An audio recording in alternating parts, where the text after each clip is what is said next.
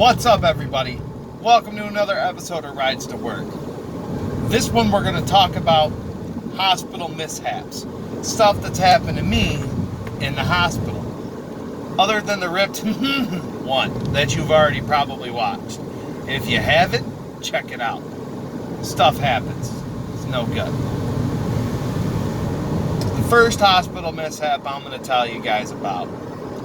I was about 19 years old, staying with a friend of mine, and there wasn't much to drink in the house for, regular fluids or eat, like regular food. So for 3 days, I drank nothing but malt beverages, Smirnoff, Mike's Hard Lemonade, stuff like that. Stuff that you're not supposed to drink a whole lot of. 3 days, drank nothing but that, didn't eat no food except for munch on some potato chips.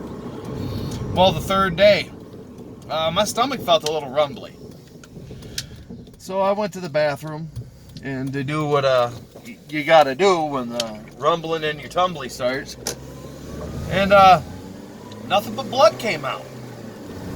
So I was concerned, to say the least, little nervous.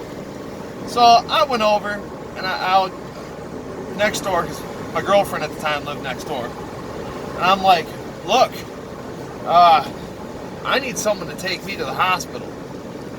I got some problems going on.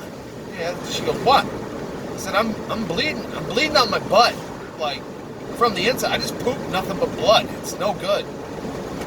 So that turned into a joke. House full of women. They all said I started my man period. Ha ha ha ha ha! I'm dying. I was dying, and they thought it was hilarious. Ha ha ha! We went to the hospital, and they got me in a room, they got me all set up, they told me that they needed samples. I'm like, whatever, samples, okay. They needed a stool sample and a urine sample. I'm like, alright, I can do that. They asked what I've been doing, I told them the whole drinking, blah, blah, blah. So, I walk into the bathroom, and I see a thing on the toilet. I didn't know what it was, but apparently that's where the stool sample went. Oh, like, okay, I assume that my stool sample goes in there. Well, in hospital bathrooms and doctors' bathrooms, when you pee in a cup, they usually have a little box you put it in. So I peed in the cup, I put the pee in the box. Okay, now I'm looking at the toilet, and all of my soup that's in this toilet, and I'm like, what do I do with that thing? Like, do I leave it? Do I try to fit it in the box? And it wasn't going to fit in the box. I could eyeball that and see it wasn't going to work. Like, whatever. Like, well, I got to figure out what to do with this. So I picked it up, and I'm in a hospital gown, walking through the hospital, straight to the nurse's station, with my hat full of poo. Nurse was like, what are you doing with that?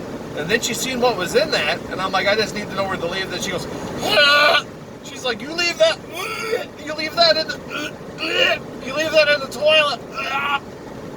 And I'm like, I'm sorry, I didn't know where to put it. She's like, you didn't know you're supposed to leave it? I'm like, no, I know the pee goes in the box and the poop goes in the what? I didn't know. She goes, you just leave it in the toilet. She's gagging. Now, it's time for revenge. So, I get done with that. I go in the hospital room, and I'm sitting there. I'm talking with my old lady. She's in the room with me. I got one leg hanging out off the bed, and I'm just kind of relaxing, chilling out. The nurse walks in, goes, hello. I'm like, hi. She walks over to my side, or the left side of the hospital bed, the gurney, and she pulls up the side. And I'm like, well, apparently she's going to be moving me somewhere. And I'm like, whatever. She's like, can you pick your legs up, please? I'm like, okay, yeah. And she kind of rolled on my side for her to pick it up. Well, she was not there to pick up the other side of the gurney. She was there to check my rectum. Did she warn me? No. She did not warn me. She just was like, and just, I'm like, I almost ripped the side of the gurney off the bed and beat her with it.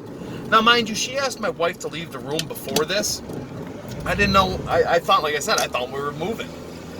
But I could have beat that woman to death with the side of that gurney. And all she did was went, huh, and threw it in the garbage and walked out of the room. And then my wife came back in. Well, girlfriend at the time. I'm like, what? Huh? And she's like, what happened? I'm like, she just stuck something up my butt. She's like, and she started laughing. I'm like, it's not funny. She didn't tell me she was sticking stuff up my butt. The only thing I can think of is the nurse at the nurse's station decided to get me back for the poop on her desk by having something plug the hole, so to speak. Got out of there. Everything turned out to be fine. I just had to stop drinking so much alcohol. The next time I went to the hospital, the second, deuces.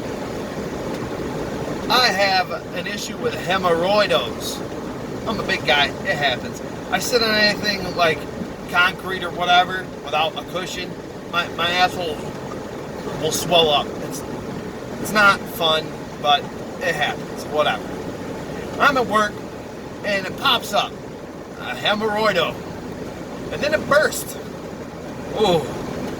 So I'm trying to very nonchalantly talk to the woman at the desk at work and be like, I gotta go home, this is why, whatever. Finally what it broke down to is I'm bleeding out of my butt. Can I please go home?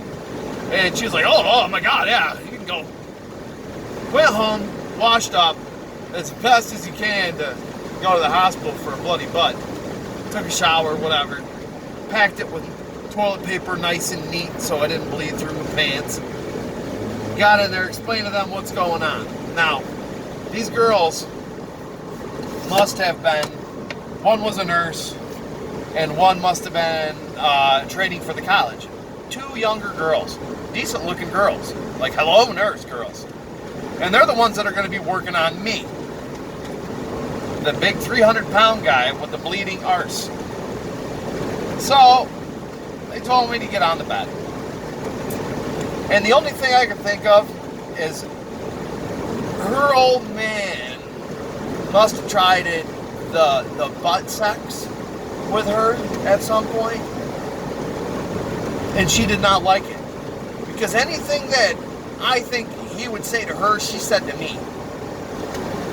So I got one girl spreading my butt cheeks apart, telling me to relax. I can't relax while you're in there digging around. And the other one, who I think has power tools, rakes, like in there with a spade, shovel. Apparently all she was doing was taking her finger and just pinching it, and saying stuff like, it'll be better when it's done. It don't even hurt. Will you just relax a little bit? Blah, blah, blah. And I'm thinking in the back of my head, she's getting me back for what her boyfriend did to her. And she lied. She lied. I did not feel better after that. I felt violated. And sore. Extremely sore. Everything was in pain. About 4 days of waddling, I felt better. But it wasn't right after or a couple hours like she said. So, mind what you do at the hospital. Be cautious and know what you're supposed to be doing, because they will get you back. Some way, shape, or form. And fellas, be nice to your old ladies. Don't tell them stuff like that, especially if they're a nurse and you're going to be dealing with other people's sphincters. It's no good. So, with that being said, I hope you enjoyed this episode of Rides to Work. Like, share, subscribe, comment, thumbs up, thumbs down. Do whatever you want. I'll catch you on the next one. Deuces.